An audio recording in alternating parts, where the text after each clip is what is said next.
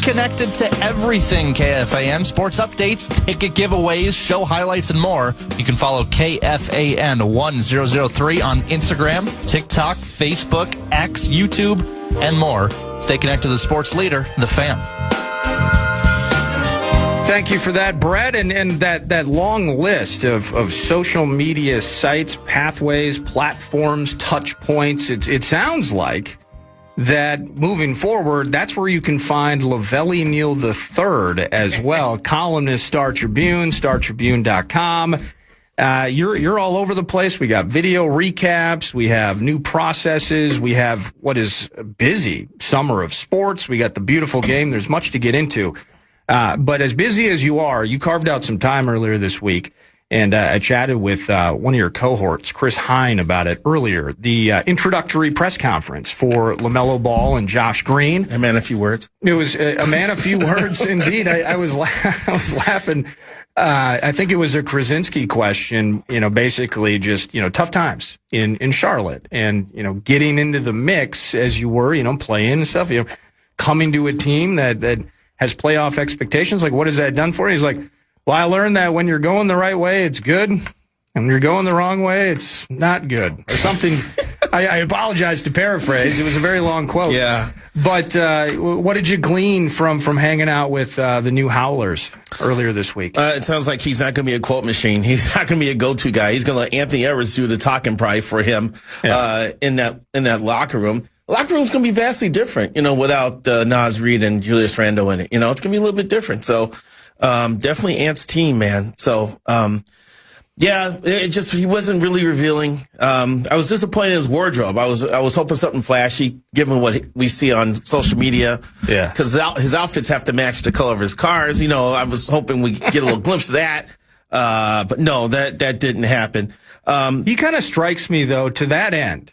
And maybe this is a more regular thing. Like when I didn't first have social media, I mean, was it 2005? I mean, you have Facebook back in the day when you still required a specific college email address to even have access to it. So MySpace was a thing, picking your own song, etc.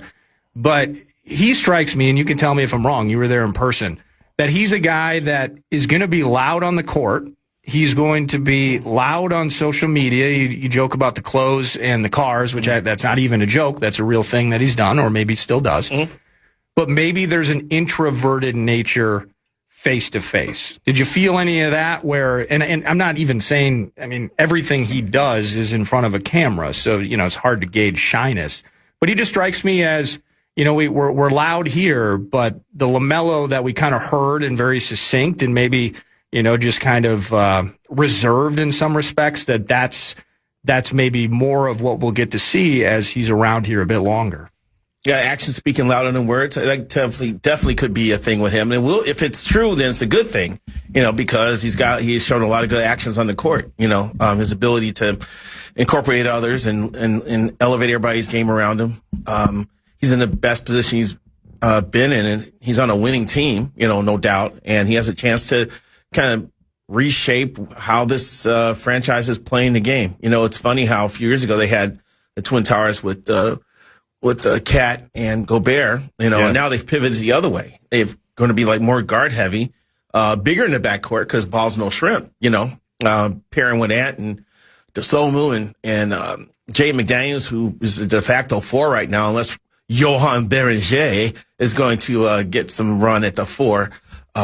But when Charlotte was going good and made that run during the second half, his numbers spoke for how good they were going. They were one of the more offensively efficient teams in the league, and he was at the controls. So this is going to be great, especially for Ant. Ant, I think, if you're a fancy basketball, Rube, he's probably creeping into the first-round draft pick territory if he hasn't already been, because, he's going to get catch-and-shoot opportunities. He won't have to bring the ball up the court. And on the other hand, when they blitz him, when they try to double team him, he can kick it out to Ball. I'm not saying Ball's like a 45% three-point shooter, but he's capable enough to make people pay for making a mistake and trying to double up on Ant. So, well, that's part of why it's going to look so different, though. Is you're going to have two high-end, volume shooters at the point. I think we're going to run. We're going to run, aren't we? I think we might have some speed. Are we going to run like wolves? Yep. Yeah, I think we're going to run like wolves. You got, oh no, why did I bring it up? Sorry. You got Io, who can run the floor. You got T. Shannon Jr. come off the bench, who definitely could finish. Yeah. There's some bits there that if you want to put the best version of the Wolves on the floor, it's probably a running one. Well, when it's playing at high tempo. And if they're playing against a bigger team, they definitely have to use their quickness and beat them up and down the court. Yeah, I don't think, when we're looking at, the 4 spot on this team, it feels like it's a glaring hole or a weakness. And I think it could be fair to argue that. But what's interesting about this, unless, there's crazy moves to be made or LeBron picks us, he really likes us. I don't know how all that'll shake out. But if you've been down on Chris Finch not giving guys minutes and opportunities earlier in their careers, this is going to have to be in some ways almost a new look Finch, because he's going to have to give Berenger that shot.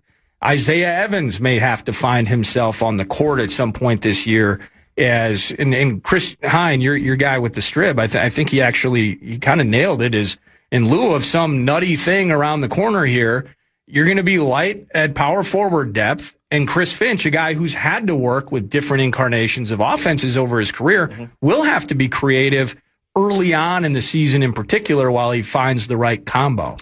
And he will be creative. He's had a heck of a career as a coach, coaching at various levels. I almost fell out of my chair media day 2 years ago when he signed Joe Ingles. And Joe Ingles said, I remember Chris Finch when he was the coach of the England national team. I was like, my goodness, that's how far this guy's basketball career has gone. He's coaching England. I don't remember anybody telling stories about the England hoops team collapsing like their soccer team did yesterday. Oh, boy. That's a different talker down the road. That's a separate segment, or maybe a separate hour. Oh, my God. What quality entertainment, though. But he's going to have, whether it's Joe Ingles, but to that end, just the creativity, and he'll have to move some pieces around, I think. He will. And I think, once again, I'm sorry I keep bringing up Shannon, because everybody's like, well, you're a Illini guy. That's why you keep talking about Terrence Shannon Jr. Of course you do. The question is no, but yes. Shannon had a chance to get into the rotation early last year and was bad at the beginning of the year and then broke down. And then he got hurt. Yeah, and then he got hurt. So I got to imagine he wants to make amends for how that, because that was when Chris Finch was like Kevin O'Connell. Because Kevin O'Connell was saying, I'm going to run the ball more this year. And that annual conversation with Dan Burrell, you're going to commit to running the ball. Yes. And in the end, would he? I think he actually did a little bit last year. A little bit. But with Finch, it was like, are you going to expand your rotation? You're going to expand your rotation. And last year, yes, I'm going to try. T. Shannon, here you go. Flop. Injury. Done. Yeah. So this is his chance. He's like going on 25 now. So it's time for him to step up and shine here. And like I said, with Melo Ball. Gosh, he might be going to 26 pretty soon. Yeah, you're right. With Melo Ball and the ball in his hand, running the controls here, running the break, this is opportunity for people like Shannon, who are great at finishing at the rim, to have see their game flourish. Yeah, I'm pumped for that. Happy 26th birthday on July 30th. Oh, wow. Terrence Shannon Jr. TJ. All right. TJ. So you should have, isn't there like some sort of Illini alum birthday email list that pumps out once so often? If there is, I'm not on it.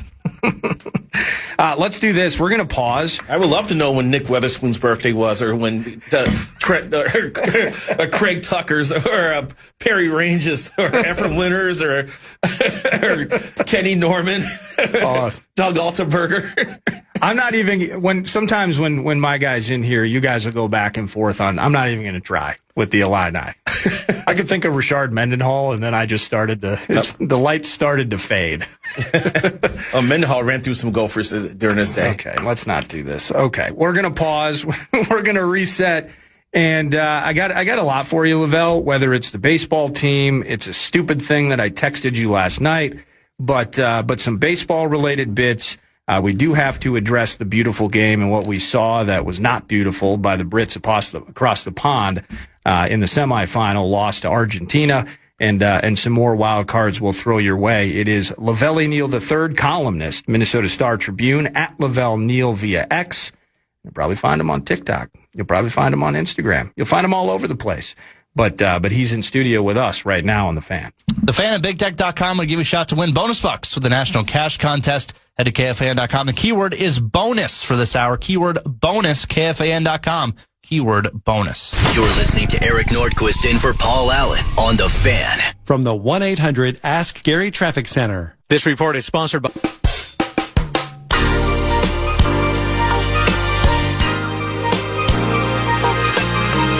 Chime in what's happening with your favorite KFAN shows. You can make your voice heard on the Bradshaw and Bryan KFAN text line. Just let us know what you have to say by texting your message to 64686. That's 64686. Standard text message and data rate supply.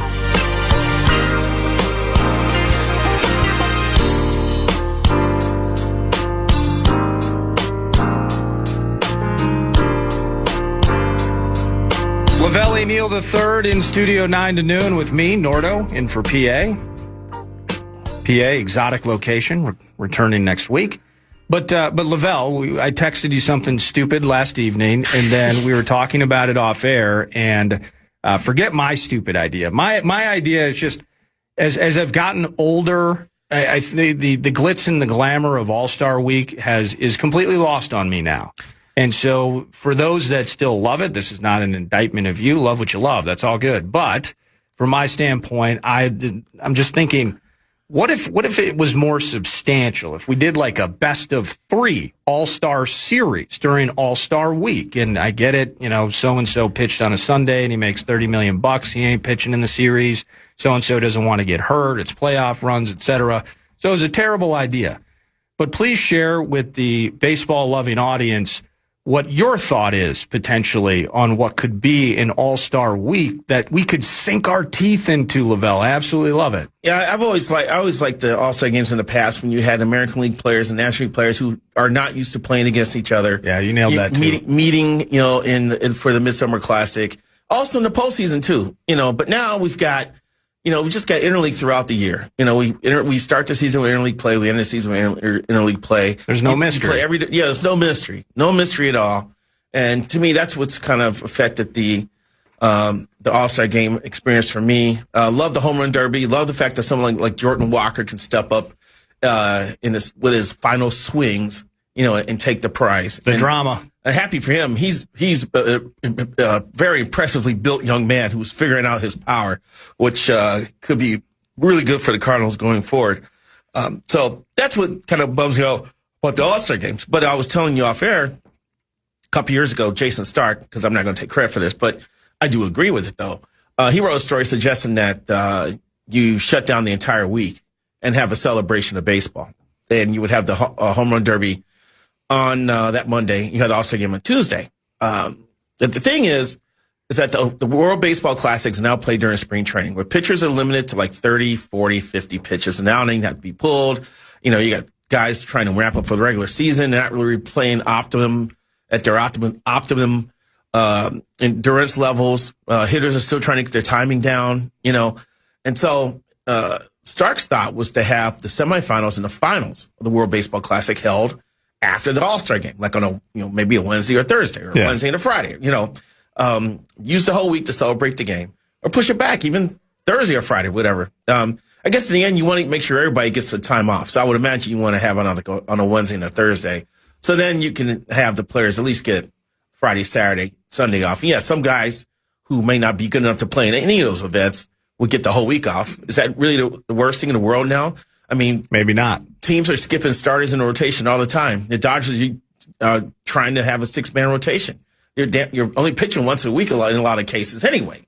So I don't think that's a bad thing, the way managers are managing games, to just take off a whole week. And if you're going to celebrate baseball that way, I think it's a pretty neat idea. And then I remember the story I was reading, he had, of course, there were anonymous responses, but he said there were several executives who thought that was not a bad idea. Yeah. So I think if you want to juice up the All-Star game or just diminish its importance on this week, because like I said, there's no mystery now when these players are facing each other. I wanted the American League to kick the crap out of the National League. And I remember when the All-Star game was at Comiskey Park, and Atlee Hammaker gave up a grand slam. I think it was Fred Lynn. And during a route, AL route, I still haven't forgotten those moments, Barry Bonds picking up Torrey Hunter, because you never saw Barry Bonds play in the Metrodome or in Target Field, as far as I know. After Torrey stole a home run from him. Actually, that was one of Torrey's better catches. Man, he was up in the air on that one. So it just seems like those things that you enjoy, are not there anymore. And I think the force feeding, the whole microphone thing, having players mic'd up during games. I was remarking on another podcast I was taping today about how I still remember the year that the Astros players were, it was like, I think Springer was in the outfield and Correa and Altuve were Correa was in the infield. And like Springer's mic'd up. He's like, wow, DJ LeMahieu has the largest head I've ever seen on a human being, which was hilarious. Yeah. But you don't get enough of those moments to make it worthwhile. So I think Stark's idea may be the way to go, especially how Major League Baseball wants to grow its international footprint. Why not do it on, just create one of the most important weeks of the year and have the World Baseball semis and the finals held right after the All-Star game. Well, and I think, for the World Baseball Classic, now those that, just eat, sleep, and breathe baseball, you're in on it whenever it's taking place. But there's a really sweet midsummer crescendo that takes place, and it's going to have its own real estate. So you're not just dealing with the fact that pitchers and certain players, like you're cold starting the engine in mid-late February to get ready for games that count in a month. You're talking about dealing with the midst of the NBA, the NHL season, and all of those things, where midsummer right now, you can see it in most ways too. The World Cup's a great example that we can get behind international events. Mm-hmm. And, on the top side, we got Team USA winning a hockey gold. We dig that. Sadly, on a less thrilling moment, we have our favorite soccer team getting embarrassed by Belgium a couple weeks ago. But getting behind it. Seems like a long time ago. I know, but these games, what was it, Italy and the Dominican Republic? I forget who was in the final of the World Baseball Classic this last time. But like Italy kind of came out of, I can't say came out of nowhere, but they kind of did. They had the espresso machine in the dugout. Yes, correct. Yes. and I think the Dominicans won it, didn't they? I believe so. It was either Dominicans or Venezuela. I may have that wrong. But I think it would be easy to remember. I think it was held in the spotlight of the All-Star Week. It'd be on the marquee. Yes. I just think that's a terrific idea. Switching gears. Speaking of Chris Finch and speaking of coaching England on the hoops, on the hardwood, well, on the field yesterday, it went the wrong way.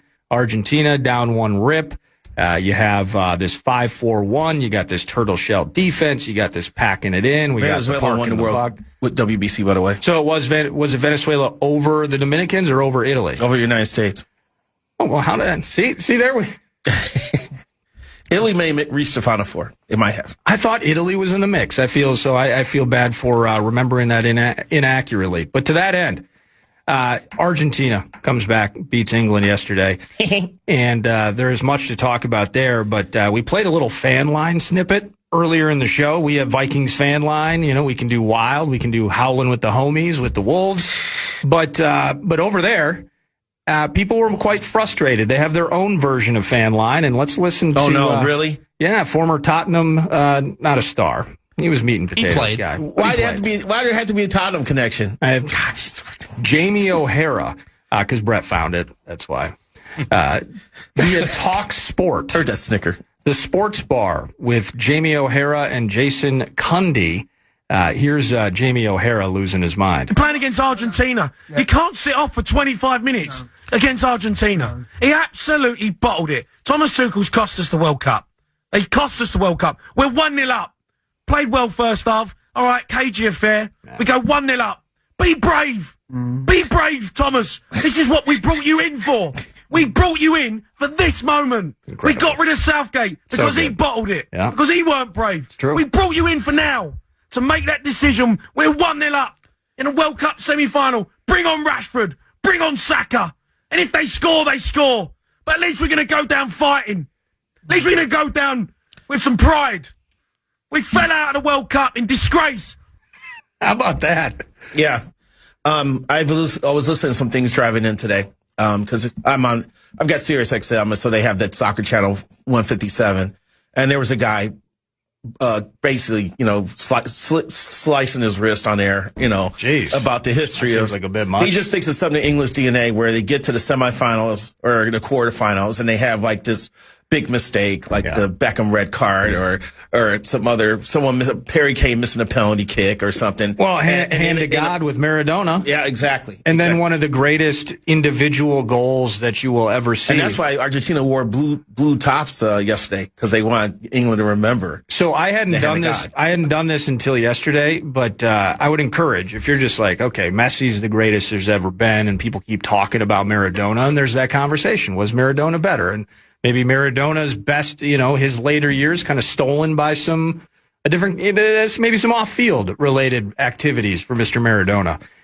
Look, I believe it's goal of the century in the same game of hand to God, where he's on the other side of the field. It's like a 70-yard individual dribbling masterpiece to just dunk on England and send them freaking packing in 1986. It was gorgeous. I remember that goal. The first touch, he just juked 3 dudes. Yep. I think the first touch got him through 3 players, and he just took off and was off to the races after that. It was a wonderful. It was like a bull running through a China store. You were not going to stop this dude. He was destroying everything along the way. And absolutely marvelous. England's been on the receiving end of greatness. Well, the rant and I was bad luck many times. The rant I was listening to this morning said that England are the Buffalo Bills of international football. A little bit, yes. A little bit. Yeah. But it was brutal. And, again, I'm splitting hairs on this. And Brett and I were talking about it earlier. But just as soon as Gordon scores, I just wonder, for a team that has 6 decades on their shoulders, that's what they've been carrying. And they keep flashing to Mick Jagger, and Beckham's in the audience. And we got a bunch of sirs, maybe some earls and some lords. And they're all there Bobby Charlton. to see this particular group do what nobody's been able to do for that country for 60 years. Everybody of note is in the house. And they go up 1-0. And I just wonder if there was an exhale. Because even prior to the personnel changes they made, even prior to that, and I think it was Gordon, the goal scorer, the first one off, and I'm slipping right now in terms of who he brought in. He brought in the defensive player, though. Konsa. I think it was Konsa. It was a defensive player. I mean, and Brett's nodding, and he knows. So he that's totally good. switched their mentality with that one move. But that was 17 minutes after the goal. So I said it was 5. When was the substitution? The goal was 55. The sub was 72. It was. Yes. Was it after the water break? Yeah.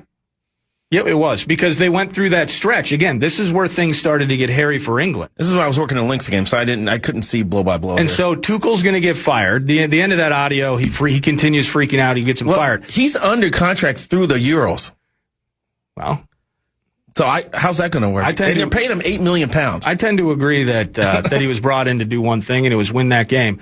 If you remember, they scored the goal in the 55th. The water break that you mentioned was amid this stretch where Argentina were getting every cross, every header in. Pickford was standing on his freaking head, using a hockey reference, and it was on a funky save that he made, and they called the water break in that moment. So Konsa came in the 72nd minute. Yeah.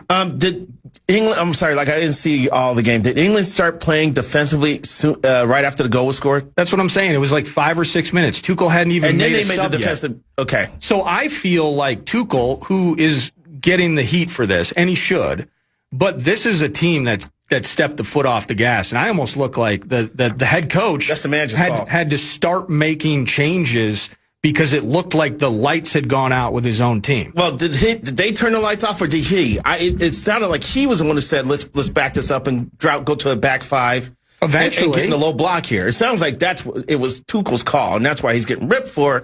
They were pressing most of the game, based on what I was reading. Until they scored the goal. And then all of a sudden, they took the foot off the gas. And I think that switch in mentality affected them. I think he should have said, we're going for a second goal here. We're not going to settle for one. I know it's Argentina. We're not going to sit back all of a sudden and give up possession.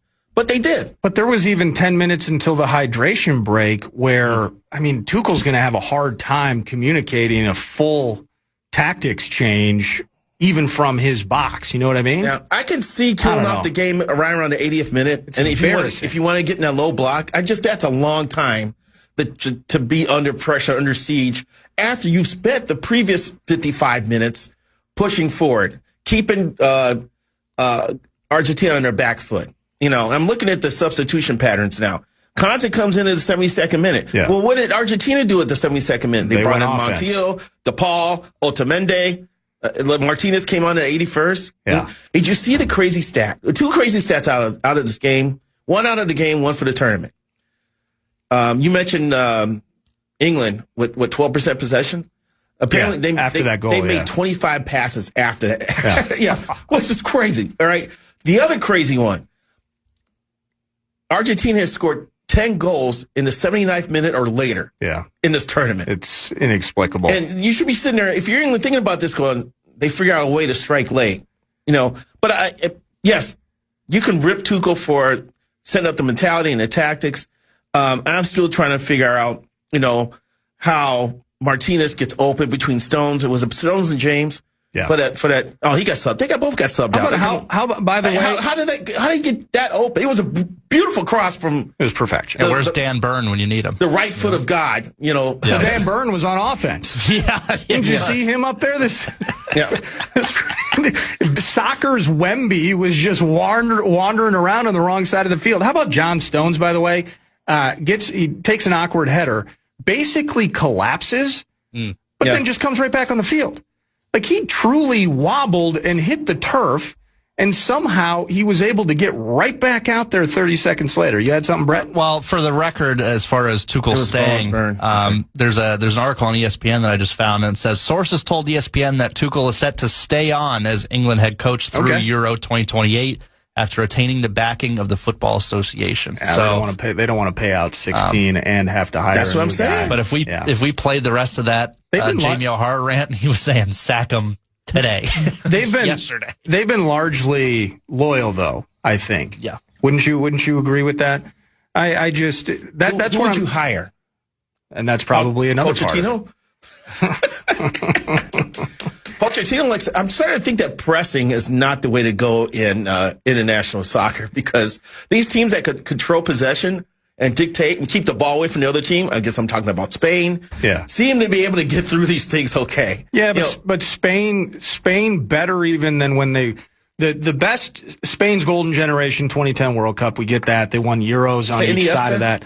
It was Iniesta, Xavi, Sergio Ramos, Iker Casillas, David Villa, Fernando Torres, Fabregas. Fabregas, yes. Yeah, Sergio Busquets, and I mean, just the list goes on. You want to talk about dream teams, but they mix offense in now, I think, a lot more intently than they used to. There's this mix of the tiki-taka bit where there's just death of 1,200 passes.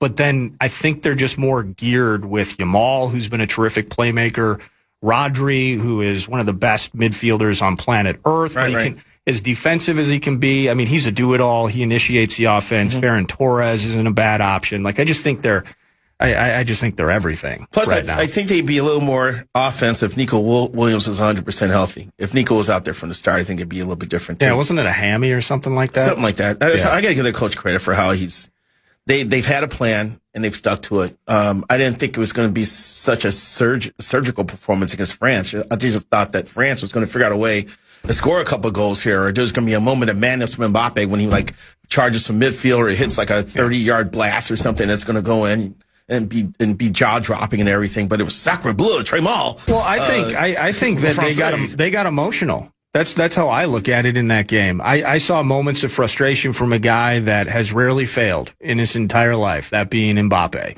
I saw Dembele, who they've gone out of their way to see him in wide areas where then he can kind of dictate, push in opposite Mbappe. But Michael Olise, and he's got a lot of time left, he's a budding star. The way that they frustrated and irritated him and made him a complete non-factor and getting these guys frustrated, I mean, it was pure art. If you're into it, it was pure art what Spain did, and that's what makes it hard on Sunday. Like, we've seen the best guy to ever play in Messi find every potential roadblock and cross it swimmingly, and they've found all the goals that they needed throughout this tourney, specifically late, as you mentioned it. I just don't know how they get by Spain on Sunday. I know. The other thing about Spain, too, is that I sat and watched. What game was Spain? Was it the quarters? I met Manny Lagos for lunch at Brits. We watched Spain play. And he's sitting there going, I said, who's that 12-year-old playing in the back line for Spain?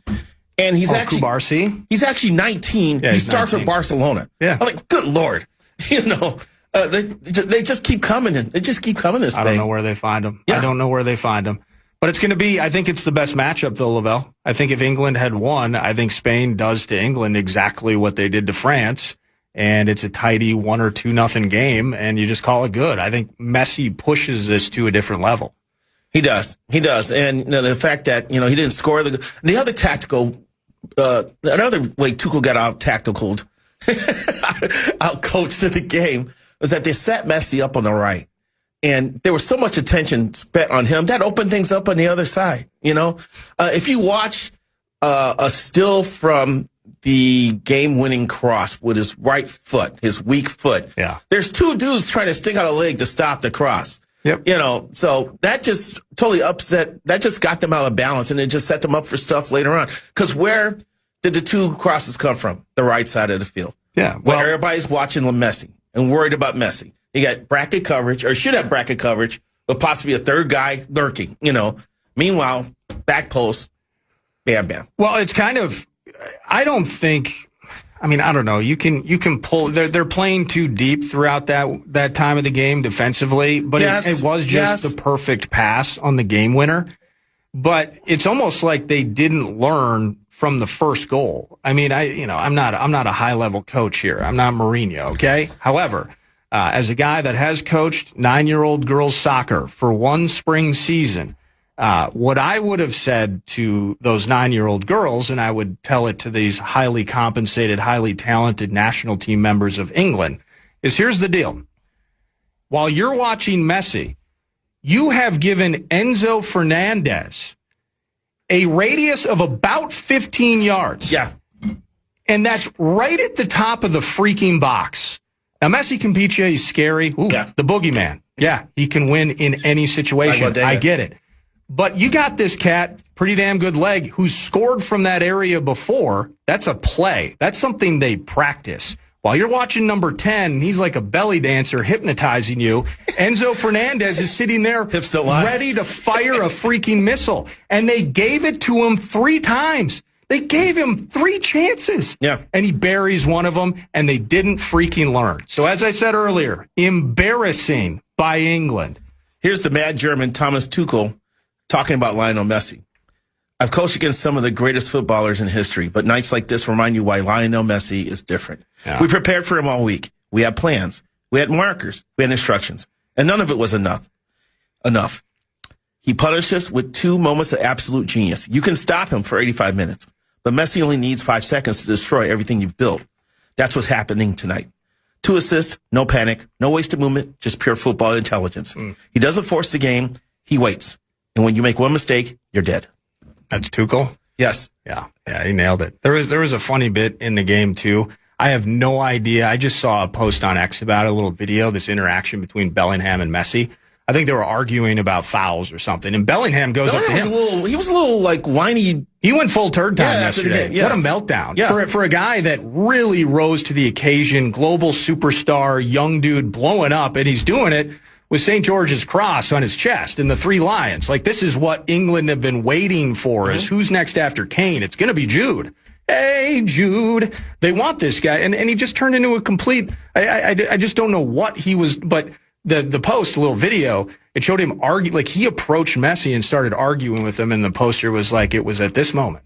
And he also popped a player in the back of the head. Yeah, after the game, he slapped some dude. Yeah. What happened to him? What set him off? I don't know. Diva. But he riled up Messi. Yeah. He riled up Lionel. Yeah, you don't piss off Messi. No, and it was at that moment that they were going to lose. They just didn't know it yet. Yeah, ridiculous, man. God, what I was going to say. I forgot. Go ahead. No, it's fine. It's Spain, and it is not England. It is Argentina. Sunday at 2 p.m. I can sit back and be entertained on Sunday now because I was worried. My greatest fear was England was going to win on American soil on the 250th birthday of this country. Yeah, it's bad. That would have been just a kick in all my manly parts. You know, I didn't want to go through that. No, I don't want you to go through that either. Any English fans listening, send an email into the inbox here about. Did you think Palmer or Phil Foden should have been named to the roster? You know, those are studs. Can we complain about team selection a little bit here? Could have used an outlet last half hour. Yeah. So I tip my hat to a terrific England fan, all British fans, including Keith, who I met at an appearance a week or two ago. You're down right now as Casper's and Egan. And Keith, you love your English squad. You love your nation. They have let you down. As a Minnesota sports fan, I'm ailing with you. I know that pain. But Tuchel and your squad did it to themselves. So that's kind of where we're at. It's not coming home. It's not coming home. It's not coming home. It's not coming home. It's not coming. Finally, we can be done with that, by the way. We're going to pause when we return. A little baseball with Lavelle, and we'll put a wrap on this thing. It's Lavelle Neal III in studio with me, Nordo, 9 to noon on The Fan. You're listening to Nordo in for PA on The Fan. The Fan. Every weekday. Final segment. It's a shorty. We were graced by the presence of the common man, Dan Cole. Got to work a little early today. He's been up watching the first round at Royal Birkdale. He just gave a stroke back here. Lavelle, my guest. Morikawa did? Yeah, he's about to. Oof. He just missed a long par putt. No, that's awful. But it's early. Yes. But it's early. Thanks for hanging out today, man. As we go, what's next on the column list, the schedule? What are you following deeply? The baseball team, hey, they're in it, and they get back at it at Wrigley starting on Friday. Like, really cool things. You mentioned, I think you went to the Lynx game. Olivia Miles is just cooking. Yeah. And to steal LaMelo's elongated quote, she cold. Yeah, she cold. She cold. Yeah. I just don't know how to say it. I don't. But you get what I mean. No, it was good enough. She's been terrific. So, but hey, we're sticking busy here. Yeah, we're starting a new bit now where I'm going to try to. I don't know how many times we can do it. We're definitely going to have this in play for when football season starts. But me doing like 2-minute hits after sporting events, just instant analysis that goes online, either on the Star Tribune website or on Instagram. I have my like a video. Links recap. I've got a tripod in my bag now. I've got a microphone now. Is it going to be sponsored by Allery's? I don't know. We're always looking for monetization opportunities here. So, well, I'm just wondering because this could impact. Like, you could have your cool, and a lot of people have it now in the Zoom world and everything. But you got like your football room or your sports room or your random flair pieces behind you room for when you're on video conference calls, etc. But if you're posted up in the commemorative Lavelle Neal seat at Allery's, like, it could be loud in there. I'm just worried about how that looks. I hear you. No, so like I do off the Lynx games on Instagram. So stay on the lookout for that. It seems like the kids like looking at videos more so than reading. So we're trying to give them. We're trying to satisfy everyone here with stuff that people like to read and watch. So, but a couple of baseball things. I'm writing about this, what they should be doing before the trade deadline. I had to sit down with Tom Polat last week. Was that the breakfast bit? Yeah, no, it's after the breakfast bit. This is just kind of after 8 months in, what's he done? The late morning what's his approach? How does the leadership structure work now with the Twins now? He's chairman and CEO. So we talked about that. And then on the back burner, I'm trying to get this column written on 5 Vikings who have the most approved going into training camp. So, just to kind of switch gears for football, because training camp's not that far off. Start reporting at the end of next week. I know we got stuff. We've had a kind of a lull of a couple weeks here. After the USA got knocked out of the World Cup, it kind of lost local interest. But it was never going to get this far. But you could have just given us an extra 4 days. But we got the 3M Open coming up, and we've got the Vikings training camp starting. And we got the Loons that are in play in the 22nd at Kansas City. Yeah, back from the break. That's right. we got stuff that's popping. The Lynx will be